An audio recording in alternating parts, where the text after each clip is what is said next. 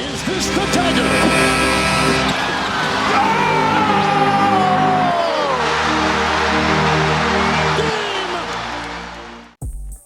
Hey guys, JB here.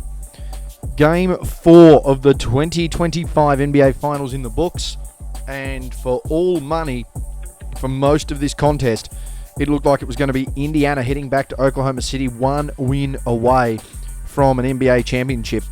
But for 3 quarters, the Indiana Pacers couldn't have played better basketball. For 3 quarters, the Oklahoma City Thunder couldn't have played any worse a style of basketball. And that switch flicked in the 4th term. Fouls galore, missed free throws, defense into offense, ball movement, conversion for the Thunder. And they managed to get away with the win. 12-1 outscored in the 4th quarter. And they came away with the victory. Final scores, the Oklahoma City Thunder 111 to the Indiana Pacers 104. For the winning team, Gilgeous-Alexander stepping up at least on the scoring front there. 35 points, 3 rebounds, 3 steals, and a block shot on 2 turnovers. Did not have an assist. 12 of 24 from the field, 1 of 4 from deep, 10 of 10 from the line. So 50-25, 100 splits there for Shai. Big contribution as well. Jalen Williams, again, back-to-back games where he's just started to step up a little bit more. 27 points, 7 rebounds, 3 assists, 4 turnovers, 8 of 18 shooting, none of 3 from deep. Perfect from the free throw line. And huge off the bench. We saw what TJ McConnell did in Game 3 for Indiana. Well, Game 4 was Alex Caruso's version of that. 20 points, 3 rebounds, no assists, 5 steals and a block. There is a very good case that Alex Caruso was the most important player in this game for Oklahoma City. 7 of 9 from the field, 1 of 2 from deep, 5 of 7 from the line. And Chet Holmgren really stepping up defensively. He had a few scary moments himself, but did manage to step up where he could. 2 turnovers for Caruso, by the way. Chet Holmgren for the game, 14 points, 15 rebounds, an assist, a steal, and a block on 1 turnover. 4 of 9 shooting from the field, 0 of 2 from deep, perfect from the line. And there's no shock there that if you are going to get to the line, you've got to make them. And that's exactly what the Oklahoma City Thunder did. For the Pacers, well, a bit of a mixed bag here. They once again had some excellent bench production, but you just couldn't do too much about it in the end. Leading the way, Pascal Siakam, Mr. Consistent for this team all throughout the playoffs, certainly throughout this series. 20 points, 8 rebounds, 5 assists, 5 steals, 4 of those in the first term, and a block shot to go with 1 turnover. He's 6 of 15 shooting, though, certainly to be desired. 2 of 6 from deep, 6 of 8 from the line. If you look at Tyrese Halliburton, 18 points, 2 rebounds, 7 assists, 5 turnovers, also had 2 steals, 7 of 15 from the field, 1 of 7 from deep. Couldn't have hit the ocean if he fell out of a boat. From deep, that is, 3 of 3 from the line. Credit though, Obi Toppin was the big contributor once again from the Pine, so he's had 2 really nice games for me now. 17 points, 7 rebounds, an assist, a steal, and a block. Didn't turn it over. 7 of 12 from the field, 2 of 5 from deep, 1 of 4 from the line, and free throw shooting down the stretch, proving as crucial as anything. And 12 points went to Miles Turner, so he had 12 points, 2 rebounds, 2 assists, 5 fouls, no defensive input, 3 of 10 from the field, perfect from the free throw line there. Didn't make any of his 6 attempts. Really the story of the game. Well, the first quarter they came out and it was certainly Indiana on a run. They had a huge opening run in the game there, managed to knock down 4 threes, a couple of 2s, really stretched the margin out. Pascal Siakam, the big impact player in that one. In the quarter alone, 10 points, 2 rebounds, 4 steals, 1 assist, 3 of 5 shooting, 1 of 2 from deep, 3 of 4 from the line. He was crucial. On the other side of things, though, Jalen Williams for the Oklahoma City Thunder, 12 points, 3 rebounds, an assist, 2 turnovers, 3 of 6 shooting, 1 of 3 from deep, perfect from the line. Sort of sparse amongst the rest of competitors there, but Caruso was that key rotation off the bench. 7 points, 1 steal at that point there, perfect from the line, perfect from the field.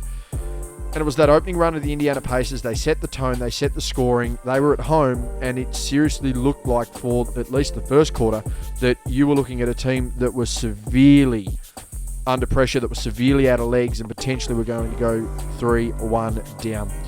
Big first quarter, nothing too dramatic beyond the fact that they shot the absolute lights out. They were 55, 50, 90 splits. compared to the opposition. 54-25, those struggles from deep really proving crucial. The other thing that certainly helped as well, the ball movement for Indiana. They had 11 makes from 9 assists. So the ball was really moving around. People were getting their hands on it, and they were getting great looks from their open passes. Siakam really set the defensive tone, as we mentioned. 4 steals there. He had more than the entire opposition there. Shea with a slow start. He had 4 points and only saw limited minutes as well.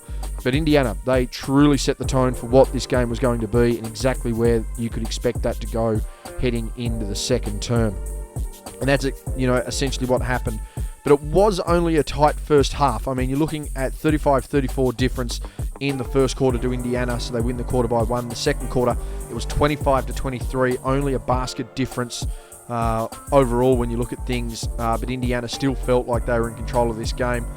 Noticeably, to halftime, it really felt that Indiana couldn't play any better, but it also felt like Oklahoma City, well, they couldn't have played any worse. So it was a matter of time of whether there was going to be that extra gear for Indiana or whether the Pacers were just, they were going to fall apart and Oklahoma City could capitalise and just get the right run at the right time. Of course, we know how that ended up. In the second quarter, Gilgeous-Alexander, 8 points, 2 rebounds, 1 turnover, 4 of 6 from the field.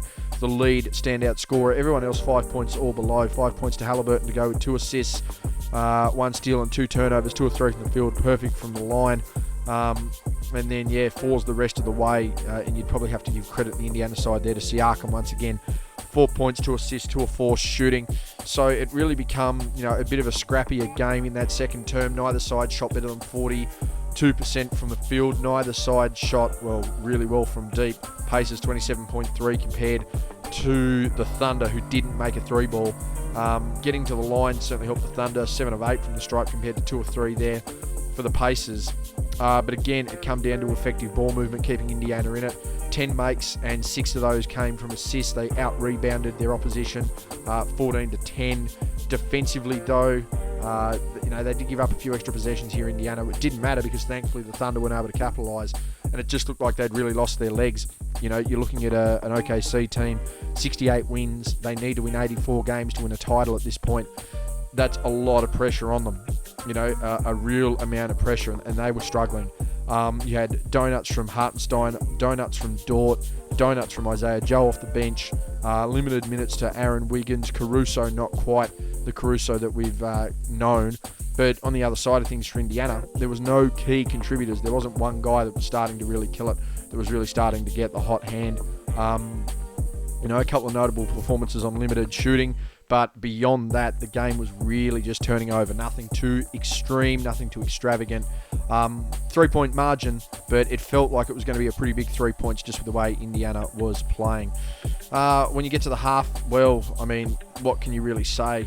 3-point advantage to Indiana, 60-57. They had a 1 rebound advantage, 21-20. The assist column was the big difference maker. And again, this is why I want to emphasize the fact that Oklahoma City really couldn't have played any worse when you look at ball movement and retaining it.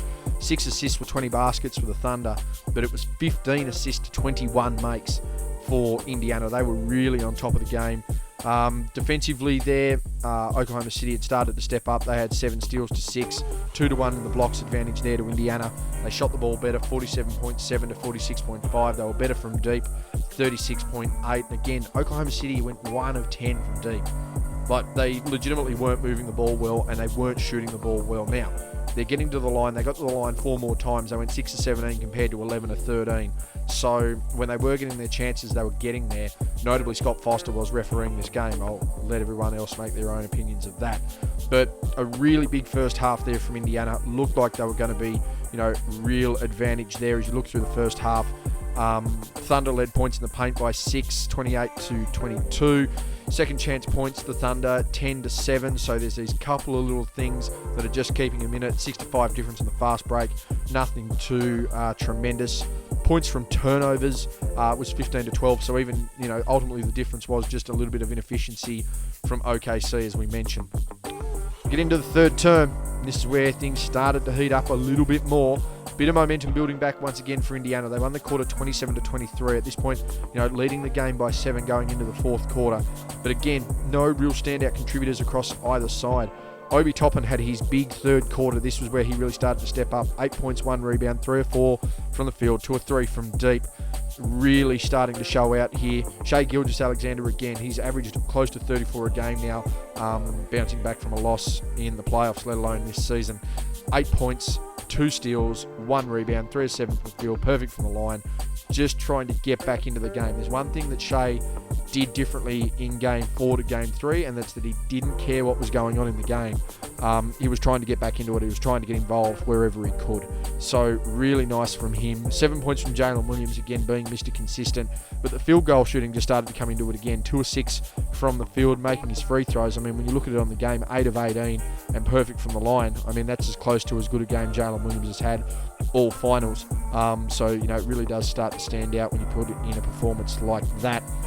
But again, overall, you've got to look at the ball movement. You've got to look at what was happening here. I mean, only 8 makes for the Pacers. 5 of them were assisted on. They still shot 4 and 9 from deep, so they were plus 40% from deep.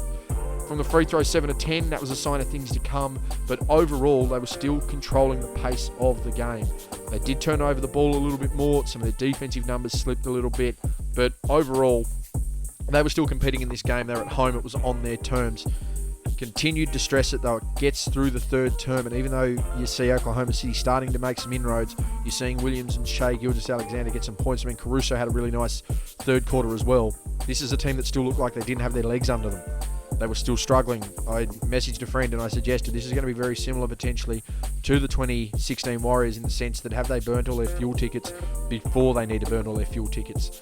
Are players injured? Well, more matter of fact, how injured are some players? Is that starting to become a factor? Who knows? But something really needed to happen there because Indiana controlled that third term once again, managed to extend it out by 7, and they started to really make a run in the fourth quarter as well. It was just a matter of, in my opinion, with the way they were playing, that the game was over. I turned to my housemate and said it was over, and then very quickly also pointed out, but I'm not going to mind if it gets extended, which it did. I mean, when you look at how that fourth quarter panned out, Oklahoma City, yep, they got to the line a little bit more. I don't think anyone's going to deny that. They took 4 more free throws, though. That was it. They took 4 more free throws. The game was, you know, well and truly over. 4 more free throws for 7 more points. There were clearly some different calls. I don't think anyone's going to deny this. Scott Foster come into the game, and that changes things. But the final term was definitely on the condition of the Oklahoma City Thunder. 31-17 in the fourth quarter. They out-rebounded 12-4 to Indiana. They, you know, ball movement 2 of 9 versus 1 of 5. Very similar. Turnover rate, you know, very similar. Steals, very similar. Everything was there except the fact that they converted better from the field. They shot better from the free throw line. They grabbed possession of the basketball. That is what won them the fourth quarter. I'll tell you what else also helped them. When the MVP has 15 points, Shai Gilgeous-Alexander, I know he had 8 from the line, but he was perfect from the line. He still had to make them, and he did. 15 points, 1 steal, 1 block. First time in over 350 games, Shai Gilgeous-Alexander has not had an assist. But he had 15 in the fourth quarter, 3 of 6 shooting, 1 of 3 from deep, 8 and 8 from the line. Halliburton, he tried to step up again in that fourth term. At least I'll give Halliburton this. He will die wondering. 8 points, 3 of 7 shooting to go with a steal and a rebound. Didn't make a 3. Perfect from the line. And finally, on the other side of things, Chet Holmgren, big defensively, big presence on the glass. He used his size to his advantage. 6 points, 6 rebounds, and an assist to go perfect from the stripe and the field. And that's essentially what happened.